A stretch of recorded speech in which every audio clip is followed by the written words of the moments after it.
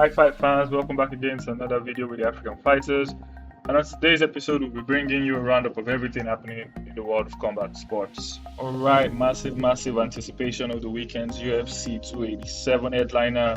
Cyril Adesanya has shifted his mindset going into this title fight rematch with Alex Pereira. Adesanya will look to reclaim the middleweight title from Pereira when the pair run things back in the UFC 287 headliner on April the 8th in Miami. The Starbender is seeking revenge. When asked if he has a different mindset going into this rematch with Pereira, Adesanya said it definitely has changed. I'm hunting, and I mean that in every sense of the word, Adesanya said on his YouTube channel. The mindset is different, definitely. Even Coach Eugene and I are on the same page. He also said that he likes the fact that, he puts all the pressure on him and it's kind of poetic in a way. One life, one roll of the dice. This is his last shot and I'm going to give it everything that I have. Cyril Adesanya definitely knows that this is the last time he'll probably fight Alex Pereira, as the latter plans to move on to the light heavyweight category after this fight. So Cyril Adesanya has to get the job done because he might never get his chance again. Alright, now still in the UFC, but we're moving to the heavyweights. One of the heavyweights' best wrestlers, Blaydes, has come out to say that he doesn't see Cyril Gane filling up the holes in his grappling game.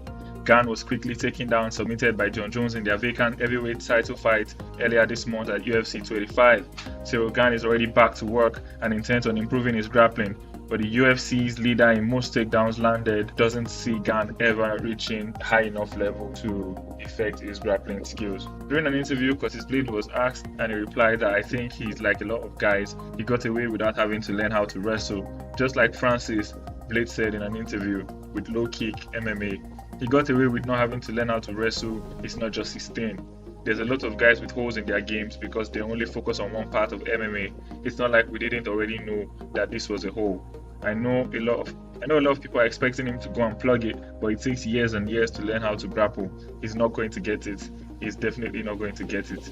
I don't expect him to get it. Strong words coming from Blaydes towards Cyril Gane. Let's see if Cyril Gane can prove him wrong. Right now we're moving on to the United Kingdom's favorite UFC fighter, Paddy Pimblet, who has come around to the idea that his fight against Jared Gordon may not have been as clear-cut as he initially believed. Pimblet acknowledged on Wednesday in an interview with Bleacher Report that his controversial unanimous decision over Gordon at UFC 282 was more competitive than he first suspected. However, he maintained confidence that the right man won. In his interview, he initially said, I thought I won 2 rounds.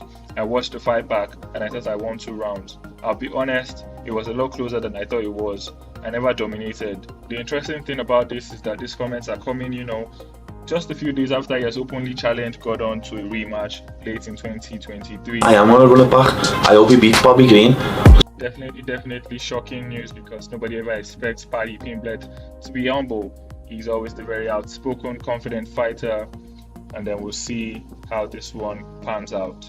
Alright, now 4 fighters from this past Saturday UFC on ESPN 43 are facing potentially lengthy time on the sidelines. Daniel Pineda, Lucas Alexander, Steven Patterson, and CJ Vergara were all handed 180-day medical suspensions. According to the Texas Department of Licensing and Regulations, Pineda defeated Tucker Lutz via second-round submission. Alexander took a 3-round verdict against Patterson, and Vergara scored a second-round stoppage of Daniel da Silva. The specific nature of each suspension was not disclosed, but they can typically be reduced with physician's clearance. Everyone on the card received at least a 7-day mandatory suspension. Alright, and from there we move on to the controversial new combat sports referred to as Slap Fight. Slap Fight 25 takes place Saturday, April 22 in Oklahoma City and features a groundbreaking main event. 5-time UFC World Heavyweight Champion Team The Maniac Silva becomes the first former MMA legend to compete in this controversial new combat sport. We are extremely excited for the debut of Team Sylvia at Slap Fight. CEO JT Tiley stated, Team has joined us as a guest cornerman during our past 2 underground events, and the excitement of the sport has captured his focus. He has reached a multi-fight agreement with SFC, and we look forward to seeing him compete on April the 22nd.